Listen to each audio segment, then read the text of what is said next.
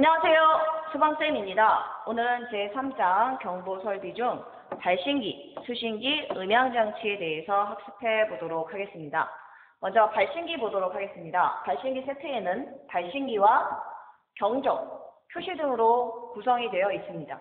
발신기에 보시면 가운데에 누름 버튼이 있습니다. 누름 버튼.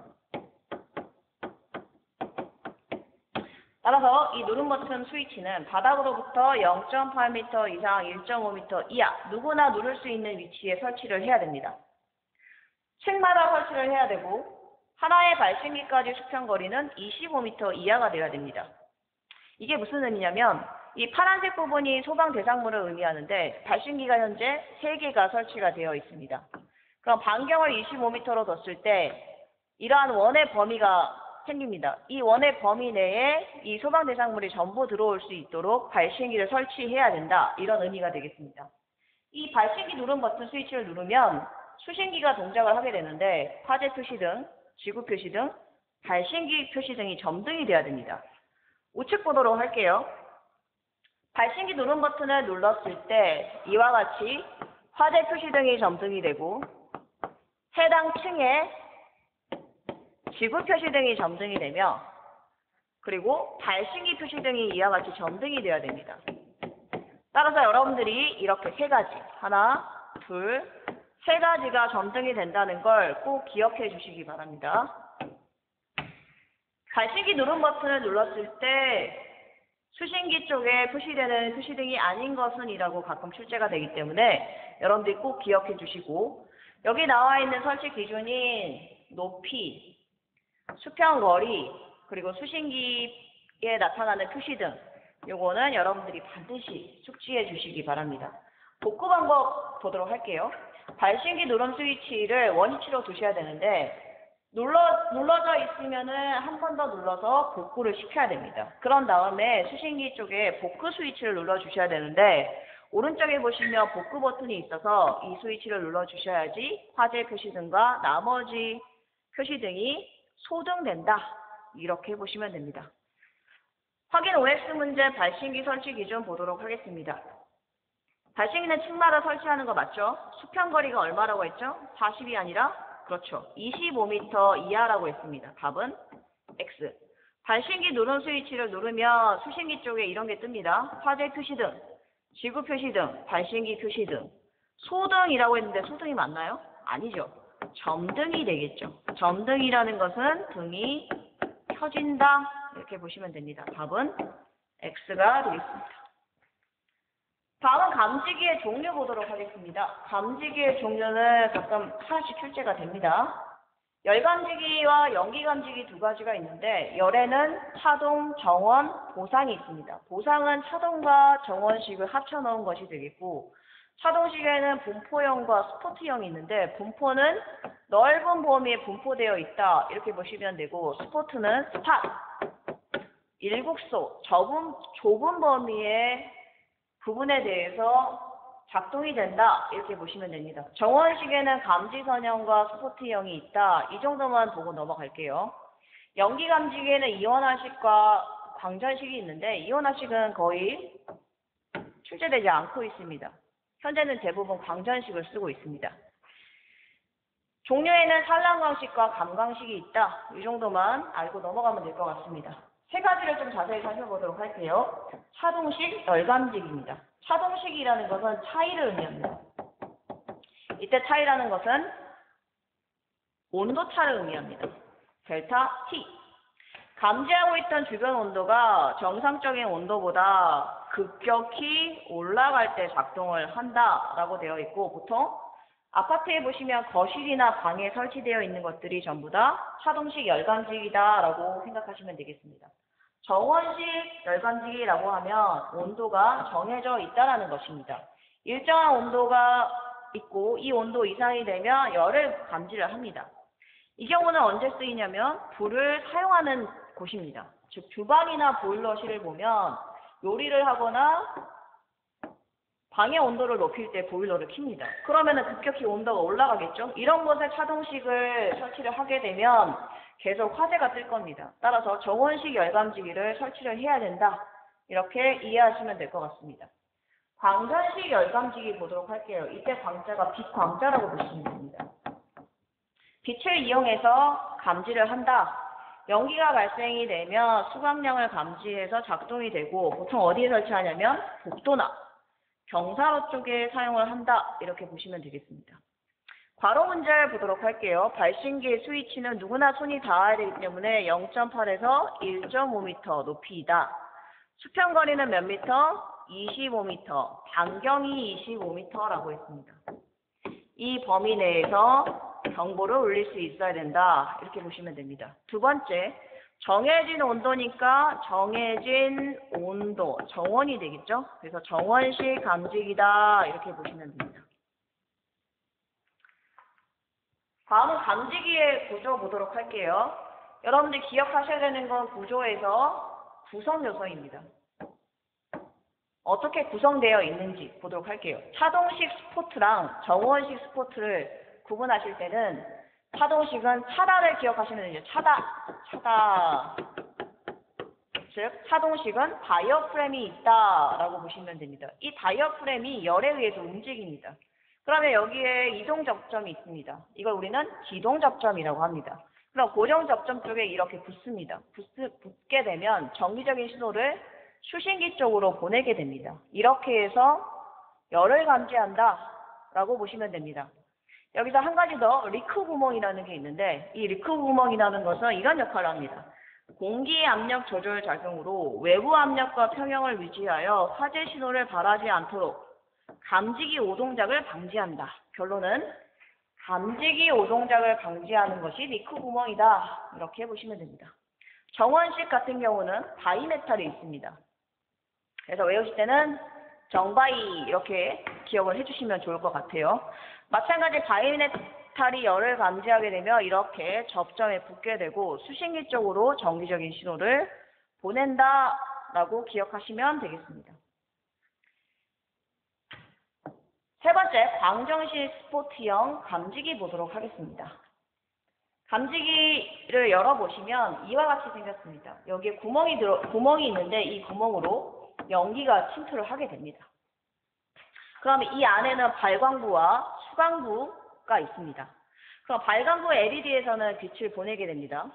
발광을 하기 때문에 빛을 발한다. 그럼 수광부는 빛을 받겠죠. 근데 빛은 직진성이 있습니다. 그래서 연기가 없는 경우에는 이와 같이 직진성이 있기 때문에 빛이 나가게 됩니다. 하지만 연기 입자가 이렇게 들어와 있을 때는 연기 입자와 빛이 부딪히면 어떻게 된다? 꺾여서 어디로? 수광부 센서 쪽으로 들어가게 됩니다. 그러면 화재를 감지를 하게 되고 정기적인 신호를 수신기 쪽으로 보낼 수 있게 되겠죠. 광전식 스포트형 감지기, 연기를 감지한다라고 했습니다. 발광된 빛이 어디로? 발광이 됐으면 받아야 되겠죠? 수광, 빛을 받아야 됩니다. 수광부로 침투되어서 화재를 감지한다. 이렇게 보시면 됩니다. 차동식 스포트형 감지기에서 리크 구멍이라는 게 있습니다. 역할이 뭐라고 했죠? 그렇죠. 감지기의 오동작을 방지한다. 라고 했습니다. 감지기의 구조 보도록 하겠습니다. 정원식 스포트형 감지기의 구성 요소가 나와 있습니다. 가면실, 다이어프램, 리크 구멍, 접점으로 구성되어 있다라고 했는데 어떻게 외우라고 했죠? 차다. 다이어프램은 차동식이라고 했습니다. 정원식 아니죠? 정원식은 뭐라고 했죠? 정다이. 다이어프램이라고 했습니다. 답은 X. 광전식 스포트형 감지기 보도록 하겠습니다. 화재 시 연기가 침투가 되면 연기에 빛이 반사가 돼서 수광부로 돌아옵니다. 그러면 화재를 감지하게 되겠죠. 답은 O. 다음, 감지기의 설치 유효 면적 보도록 하겠습니다. 유효 면적이라는 것은 이 유효 면적 안에 감지기를 1개 이상 설치해야 된다. 즉, 감지기의 개수를 구하기 위해서입니다. 감지기의 설치 개수를 구하기 위해서 필요한 값입니다. 중요도는 3개, 별 3개. 반드시 표를 암기할 수 있도록 해주시기 바랍니다. 암기. 화재 안전 기준에는 열 감지기 설치 기준이 있습니다. 이 설치 기준을 마련한 이유는 화재를 효과적으로 감지할 수 있도록 정해놓은 기준이라고 보시면 됩니다. 기준을 정할 때는 감지기를 부착한 높이, 그리고 내화 구조인지 아닌지, 내화 구조라는 것은 불에 잘 견디는 것이고 기타 구조는 그렇지 않는 것입니다. 따라서 내화 구조 쪽에는 법이 좀 완화가 되겠죠. 기타 구조에는 법이 강화됩니다. 즉 여기가 한 개 설치한다. 그럼 기타 구조에는 2개 정도 설치를 해야 된다. 이런 식으로 이해하시면 될 것 같습니다.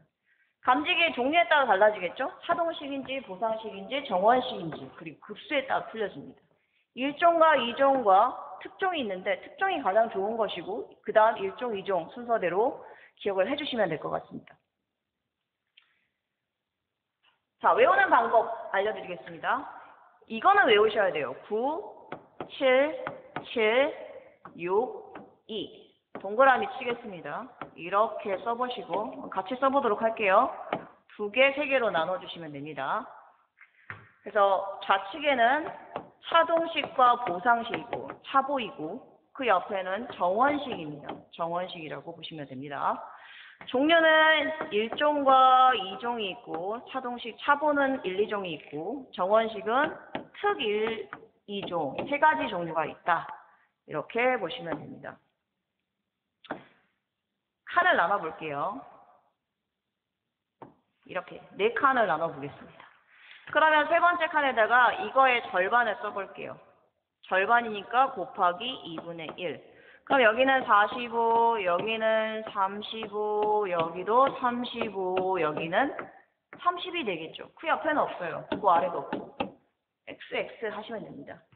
그 다음 그 위에 써볼게요. 그 위에는 이 값에다가 더하기 5를 하시면 됩니다. 그럼 50이 되고 5를 더하면 40이 되고 여기도 40이 되겠죠. 여기는 그냥 똑같이 쓰시면 됩니다. 30, 그리고 끝에는 15 이렇게 쓰시면 됩니다. 그 아래 적어볼게요. 그 아래는 여기는 그냥 30 쓰셔야 됩니다. 하지만 여기는 마이너스 10을 하시면 됩니다. 10 빼면 얼마죠? 25, 10 빼면 25가 됩니다. 그 옆에는 15라고 쓰시면 됩니다. 이렇게. 조금 처음에는 복잡할지 몰라도 이런 식으로 외워두시면 여러분들이 답을 찾으실 수 있을 것 같아요. 자, 그럼 다 썼으면은 구분을 해보도록 하겠습니다. 위에 두 줄은 4m 미만을 의미하며 아래 두 줄은 4m 이상 4m 미만인 경우입니다. 이거는 설치 높이를 의미하겠죠. 내화 구조인 경우는 첫 번째 줄이고 그 다음 줄은 기타 구조입니다. 마찬가지 내화 구조, 기타 구조이다. 이렇게 해서 여러분들이 구분을 해주시면 되겠습니다. 관련 문제 풀어보도록 할게요. 다음은 차동식 스포티형 1종이라고 했습니다. 차동식 스포티형 1종이라고 했고 조건에 보시면 높이가 3.4m이기 때문에 4m 미만의 부착 높이라고 보시면 되고 내화 구조라고 했습니다. 그럼 이 세 가지 조건을 모두 만족하는 값은 90이 됩니다. 따라서 여러분들이 먼저 하셔야 될 것은 기준 면적 90제곱미터를 구하셔야 됩니다. 즉 90제곱미터마다 한 개씩 차동식 스포티형 감지기를 설치해야 된다. 이렇게 보시면 됩니다. 각 구역별로 설치할 감지기 개수를 구해보도록 하겠습니다. A구역 같은 경우는 가로 10m에 세로 20입니다. 그럼 200이죠? 200을 90으로 나눠보겠습니다. 기준 면적. 그러면은 얼마죠? 9218, 2점 조금 넘어가네요. 2점 땡땡인데 그러면 2개로 잡아야 될까요? 3개로 잡아야 될까요?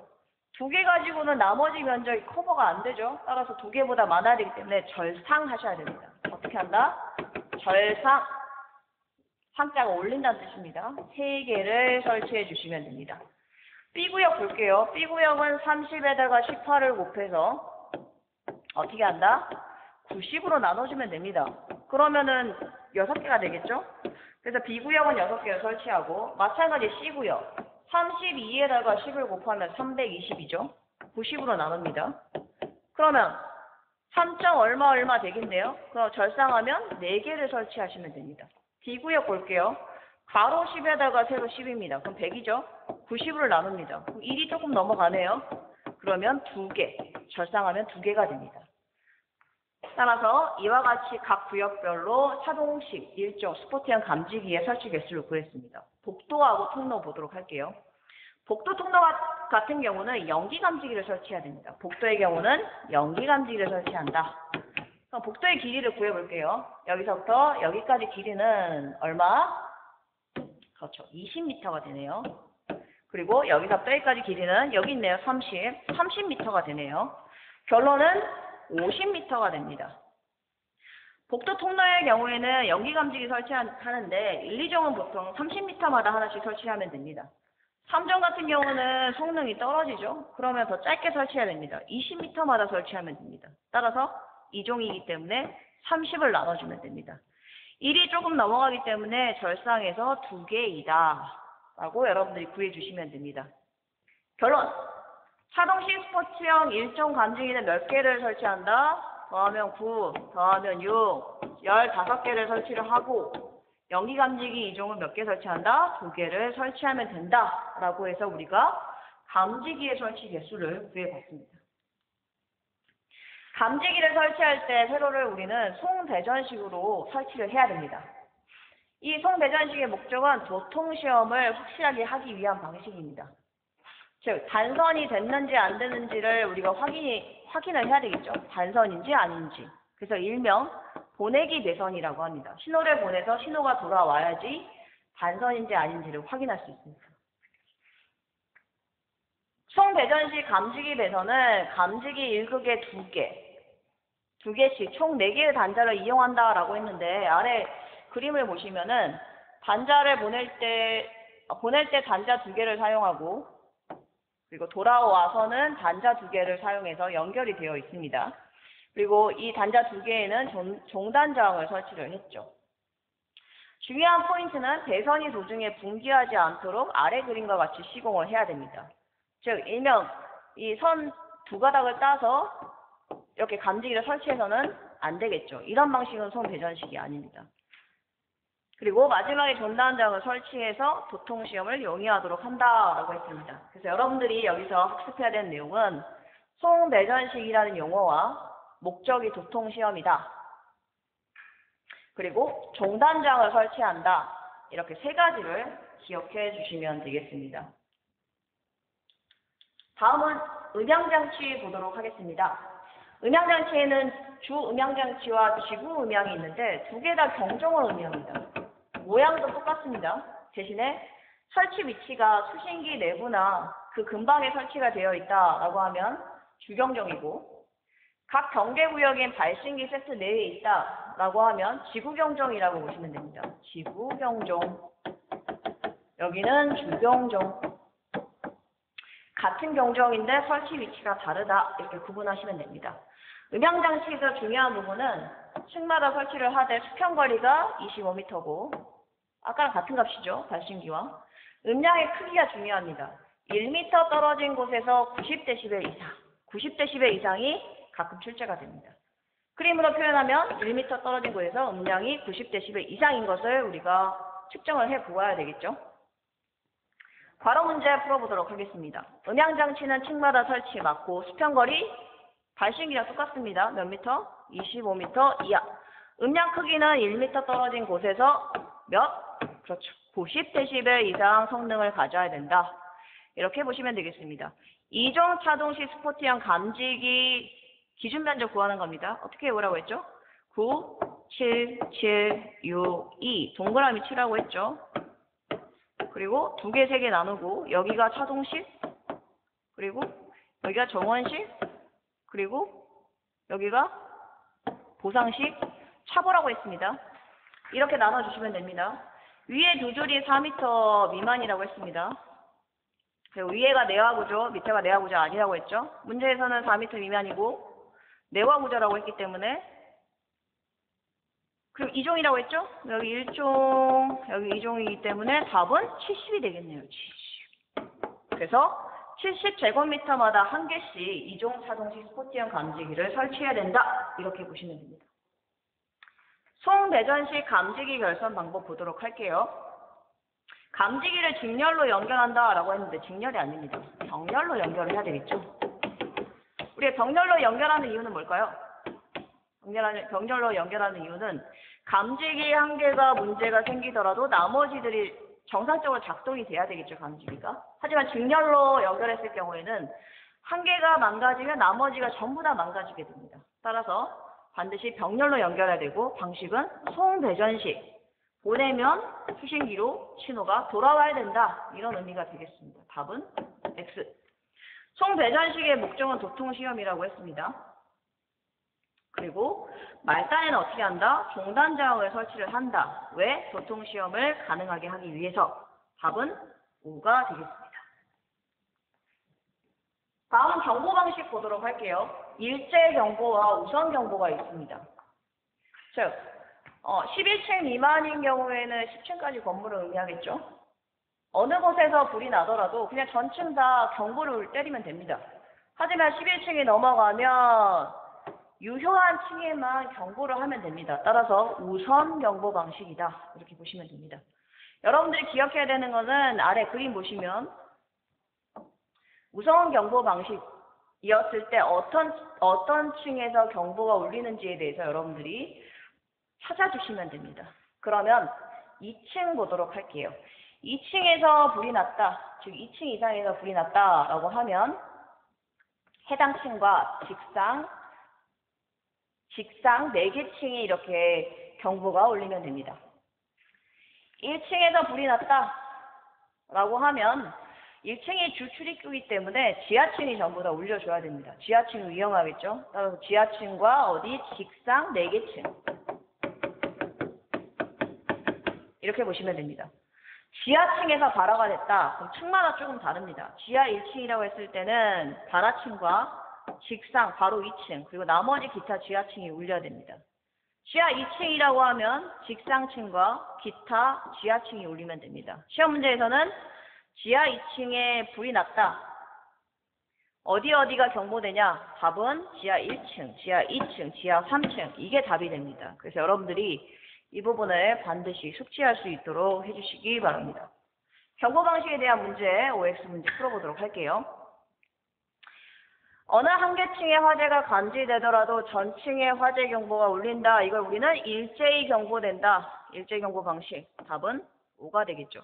층수가 11층 이상이다 라고 했을 때는 무슨 방식? 우선 경보 방식이라고 했습니다. 1층에서 발화가 됐다 라고 하면 어떻게 됐죠? 발화층 울려야 되겠죠. 그리고 직상 4개 층 울려야 되겠죠. 그런데 1층에서 불이 났기 때문에 지하층 위험하죠. 왜? 주 출입구가 1층에 있기 때문에. 그래서 지하층도 울려줘야 됩니다. 답은 지하층이 빠졌기 때문에 X. 괄호 문제 풀어보도록 할게요. 층수가 11층 이상이다. 2층 이상에서 발화가 됐다. 그러면 2층 이상이면 그 발화층 그리고 직상 4개 층만 경보를 울리면 되겠습니다. 화재 발생 시 층 구분 없이 전체 대상으로 동시에 화재 경보를 발령한다. 전층 경보, 일제히 경보한다 해서 일제 경보 방식이 되겠습니다. 자, 다음 시간에는 피난 구조 설비에 대해서 학습해 보도록 하겠습니다. 수고 많으셨습니다. 안녕.